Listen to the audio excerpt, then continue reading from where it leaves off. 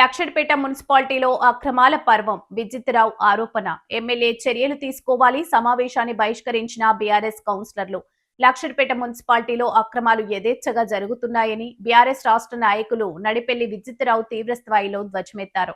మంగళవారం స్థానిక విశ్రాంతి భవనంలో ఏర్పాటు చేసిన విలేకరుల సమావేశంలో ఆయన మాట్లాడుతూ పట్టణంలో చేపట్టిన రోడ్డు వెడల్పు పనుల్లో మున్సిపాలిటీ అధికారులు పెద్ద ఎత్తున అవకతవకలకు పాల్పడ్డారని ఆరోపించారు.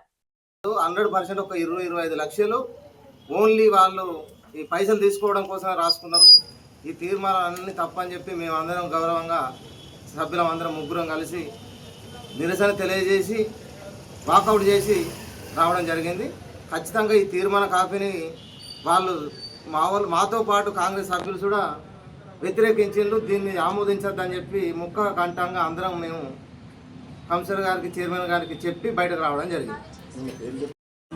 ఈ అంశాలన్నింటినీ వ్యతిరేకించినటువంటి రాజు కానీ సుజాత గోపి సుజాత తర్వాత రాయలింగన్న సువర్ణ 5-6 కౌన్సిలర్ అందరూ దీన్ని వ్యతిరేకించిండ్రు.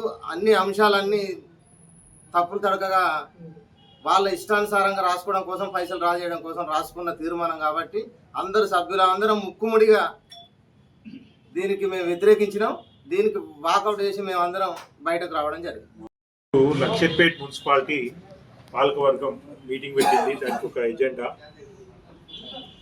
బీఆర్ఎస్ పార్టీ సంబంధించిన మా ముగ్గురు కౌన్సిలర్లు తిరుపతి గారు, సుధాకర్ గారు, జమునా గారు ముగ్గురు కూడా ఏదైతే వాళ్ళు ఆ తీర్మానం పెట్టినరో దాన్ని వ్యతిరేకిస్తూ నిరసనగా వాకౌట్ చేయడం జరిగింది.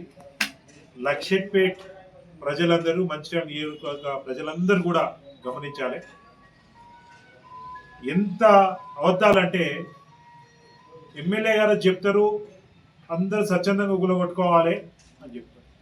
ఇవాళ లక్షడ్పేటలో ఏదైతే కులగొట్టుడు కార్యక్రమం జరుగుతుందో వాళ్ళే చేసి మాట్లాడుకున్నారు, లేదా ఏదైనా ట్రాక్టర్లో వాళ్ళు వీళ్ళు వచ్చి ఆ చెత్త ఏదైతుందో ఆ కులగొట్టిన మెటీరియల్ ఏదైతుందో అదంతా కూడా వాళ్ళే తీసుకుపోయారు.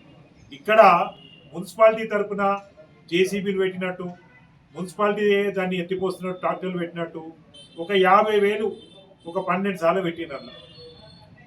కాంగ్రెస్ పార్టీ కౌన్సిలర్లు